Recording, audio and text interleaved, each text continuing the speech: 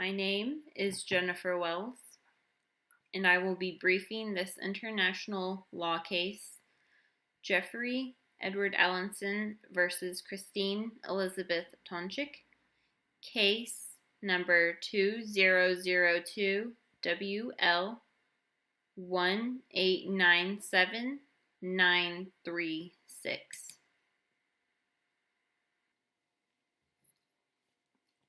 The first facts about this case is that the appellant, a self-employed commission agent, entered the respondent's home on March 18, 1999 to work. While working, he got bit by the respondent's dog. The appellant sued for damages for personal injuries in the district court. The claim was made under the Dog Act of 1976, WA S46-2. The Dog Act claims that the owner of the dog is liable in damages, inter alia, for any personal injury caused by the course of the attack by the dog. It is not necessary to prove that the negligence on part of the owner. Under 46-2, there is a reward to damages subjected by the contributory negligent. The appellant pleaded that he suffered puncture wounds on the back of his right hand, pain, anxiety, and stress. He pleaded that he lost earnings, had medical bills, and would most likely have more medical expenses in the future.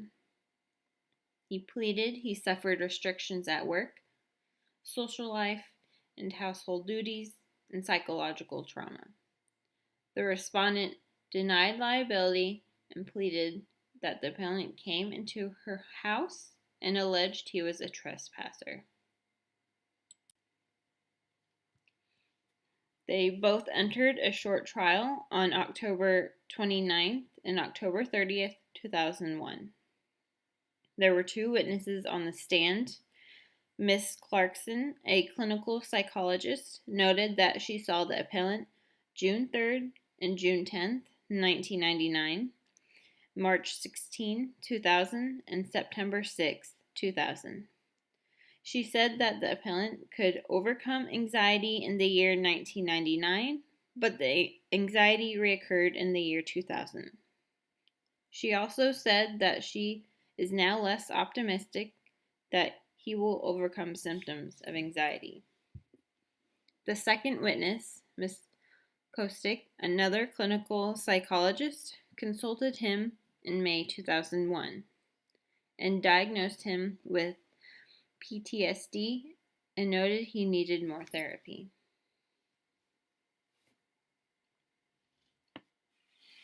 In district court, Judge Wisby said, "We do not need to prove negligence of the owner, but the amount of damages is subject to that negligence." The trial sided with the appellant, and the appellant was awarded damages of $1,954.23. The appellant did not believe he was awarded enough in damages and took this case to the Supreme Court, which is the trial we will be discussing. There were multiple issues discussed during this trial. Issue number 1 is that should the taxes of the trial be charged at local or district court? The respondent thought that any costs after September 27, 2001 should have been taxed under district court. The judgments and reasonings on issue number 1 is that Judge Murray of the Supreme Court says that any charge brought to district court that could have been brought to local court could have been taxed as a case brought to local court. The dissenting opinion of this issue is that Judge Miller of the Supreme Court says that the appellant wanted more than $35,000, which surpassed the limit of the local court. So if the respondent wanted it to be taxed per the local court, she would have been denied. The reasoning for this is because the limit of the local court is less than $25,000.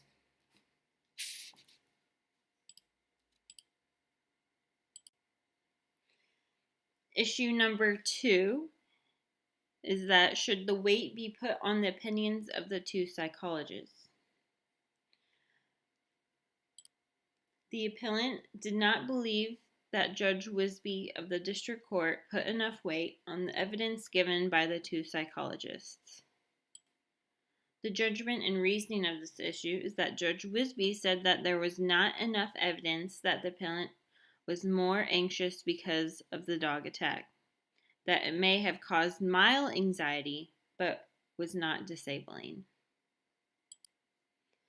The dissenting opinion is that the Judge Murray believed that Judge Wisby did not accept the opinions of the psychologists and that there is no reason to refuse the opinions of the psychologists. Issue number 3 is that does the stress and anxiety significantly affect the appellant?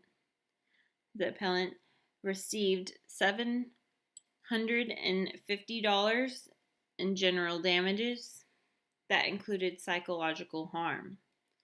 The appellant stated that it is difficult to go out with friends or see friends who had large dogs in their homes. He has a dog himself, and it is hard to walk his dog. The appellant also asked his customers if they had dogs. Judge Murray says it is clear that there can be reoccurred symptoms with further distress.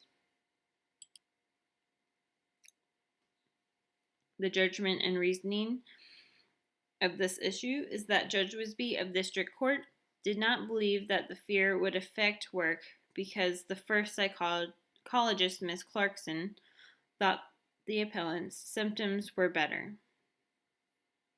Judge Wisby said that there was no more psychological intervention necessary. The dissenting opinion here is that Judge Murray believed that $750 was not enough and that the general damages should be $5,000. He pointed out that neither psychologist expressed that psychological treatment is unlikely to help the appellant. The last issue, issue number 4, was he fairly issued money for lost wages? The facts are that Judge Wisby awarded $472.50 plus $34.40 in interest for special damages and $650 in lost earnings. The judgment and reasoning here is that Judge Wisby said that it was impossible to make calculations for how much money was lost. In the year previous to the incident, between March and April, the appellant's salary dropped $1,000. Between March and April on the year of the incident, the salary dropped $2,500. Judge Wheeler did agree that in the year of the incident, when the appellant's earnings dropped, there was no hard evidence that he should have been awarded more for lost earnings. The dissenting opinion was made by Judge Murray, and he believed that there was enough evidence to prove the loss of earnings. The court favored in awarding the appellant more money in general damages and future psychological treatment, with a total of $7,705. My analysis of this court case is that I believe that the rewarding for more general damages and psychological treatment was understandable. According to California law, the Dog Bite Liability Act, the owner is liable for the damages suffered when the dog bites any person in a public or private place. This includes the property of the owner, regardless of the viciousness of the dog. The person on the private property that has a duty upon him to work should be awarded in damages suffered. Since the appellant did get bit on the hand, this caused him to work less and go to the hospital for treatment on his hand. The appellant also had many therapy sessions with psychologists, which caused him to pay extra money for these sessions. I did think the appellant was incorrect for wanting $35,000 in damages because the general damages, loss of earnings, hospital treatment, and therapy treatment could not possibly cost that much.